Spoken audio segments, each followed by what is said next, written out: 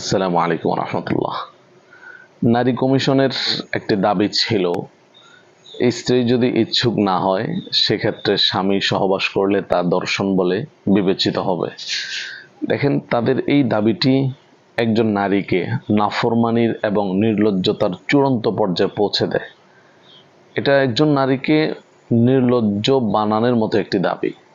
দেখেন, আপনি স্বামী স্ত্রীর পবিত্র বন্ধনকে দর্শনের কাঠগড়ায় দাঁড় করাবেন কেন? আপনি কি জানেন না আল্লাহ তাআলা আমাদের জন্য বৈধ স্ত্রী ব্যবস্থা রাখছেন কেন?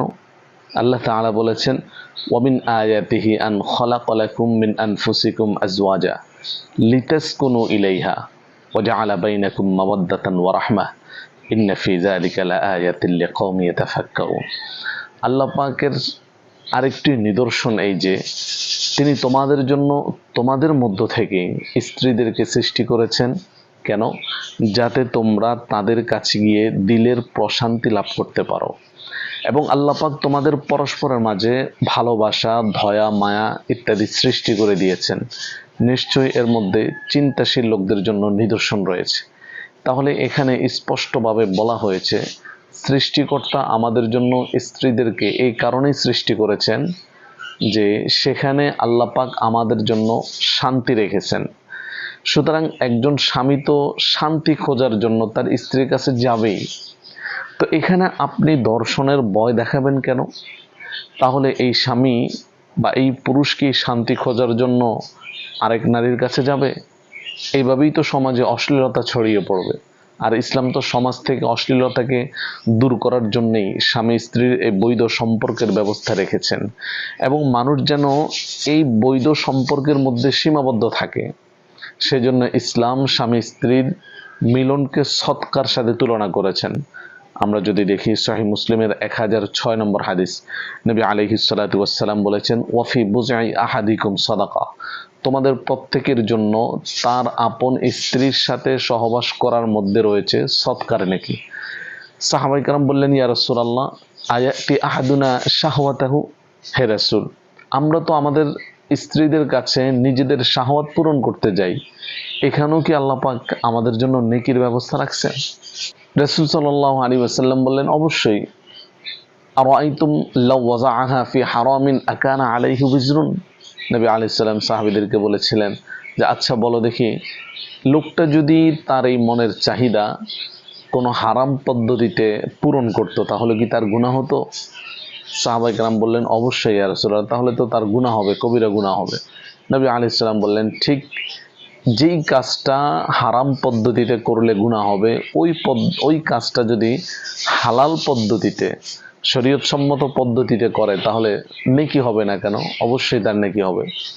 আর আপনি যে বললেন স্ত্রী যদি রাজি না থাকে সেই ক্ষেত্রে স্বামী জোর করে কিছু করলে ধর্ষণ হবে, এটা একটা লজ্জাজনক হাস্যকর কথা। একজন সুস্থ বিবেকের নারী কখনো তার স্বামীর ব্যাপারে এমন অভিযোগ কখনোই তুলতে পারে না। শুধুমাত্র উন্মুক্ত মনা অভদ্র শাহবাগী নারী ছাড়া এমন দাবি অতীতেও কেউ তুলে নাই, ভবিষ্যতে কেউ তুলবে না। এই কথাগুলো প্রতিটা প্রেমী নারীদের মুখে মানায়। আপনি দেখেন, শুধু মুসলিম না, অমুসলিম কোনো নারীকে আপনি জিজ্ঞেস করেন, সেও তার স্বামীর ব্যাপারে এমন অভিযোগ কোনোদিন করবে না। আমাদের মুসলিম মেয়েদের বেলায় তো এটা প্রশ্নই আসে না, কারণ আমরা ইসলামকে ফলো করি।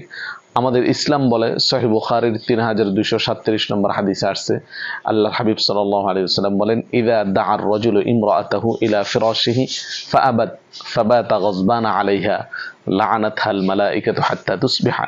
নবী আলাইহিস সালাম বলেন, কোনো ব্যক্তি যদি তার স্ত্রীকে বিছানার দিকে আসতে বলে এবং শরঈ কোনো ওযর ব্যতীত স্ত্রী যদি স্বামীর ডাকে সাড়া না দেয়, অর্থাৎ অসম্মতি জানায়, আর স্ত্রীর এই আচরণের কারণে স্বামী যদি মনে কষ্ট দুঃখ নিয়ে রাত্রি যাপন করে, তাহলে রাসূল বলেন ওই স্ত্রীর উপর সকাল পর্যন্ত সারা রাত ফেরেশতারা লানত দিতে থাকেন। সহিহ মুসলিমের 3432 নম্বর হাদিসে আরো কঠোরভাবে রাসূল সাল্লাল্লাহু আলাইহি ওয়াসাল্লাম বলেছেন, ওয়াল্লাযী নাফসি বিয়াদি মা মিন রাজুলিন ইয়াদউ ইমরাআতাহু ইলা ফিরাশিহি ফাতাবা আলাইহি ইল্লা কানা আল্লাযী ফিস সামাই সাখিতান আলাইহা হাত্তা ইয়ারদা আনহা। রাসূল সাল্লাল্লাহু আলাইহি ওয়াসাল্লাম কসম করে বলেছেন যাতে নারীগণ বিষয়টাকে গুরুত্বের সাথে দেখে। নবী আলাইহিস সালাতু ওয়াস সালাম বলেন, ওই সত্তার কসম যার হাতে আমার জীবন, কোনো ব্যক্তি যখন তার স্ত্রীকে বিছানার দিকে আহ্বান করে, তখন স্ত্রী যদি শরঈ কোনো ওযর ছাড়া স্বামীর ডাকে সাড়া না দেয়, আসতে অসম্মতি জানায়, রাসূল সাল্লাল্লাহু আলাইহি সাল্লাম বলেন, আল্লাহর কসম, ওই স্বামী তার স্ত্রীর প্রতি যতক্ষণ পর্যন্ত সন্তুষ্ট না হবে ততক্ষণ পর্যন্ত গোটা আসমানবাসী ওই মহিলার উপর অসন্তুষ্ট থাকবেন। নাউজুবিল্লাহ। আল্লাহ মাফ করুন, এই সময়ের মধ্যে মহিলাটি যদি মারা যায় তাহলে সে আল্লাহ এবং সমস্ত ফেরেশতাদের অসন্তুষ্টি, লানত আর গজব নিয়ে মারা গেল।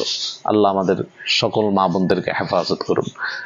অতএব স্বামী স্ত্রীকে ডাকবে আর স্ত্রী সাড়া দিবে না, সাড়া না দিয়ে স্বামীর বিরুদ্ধে ধর্ষণের মামলা দিবে, মুসলিম সমাজে এমন আইন কোনোদিন বাস্তবায়ন হতে পারে না।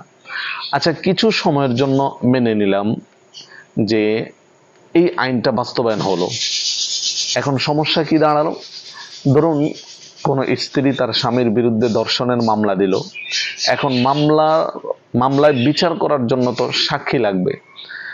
এখন স্বামী স্ত্রীর এই গোপন বিষয় আপনি সাক্ষী পাবেন কই? এক নম্বর সমস্যা। দুই নম্বর সমস্যা হলো, স্ত্রী স্বামীর বিরুদ্ধে মামলা করতে হলে ধর্ষণটা কিভাবে শুরু হয়েছে, কিভাবে শেষ হয়েছে, এই পুরা গোপন বিষয়টি আদালতের সামনে সে উপস্থাপন করতে হবে। তো এটা একটা বড় লজ্জাজনক বিষয়।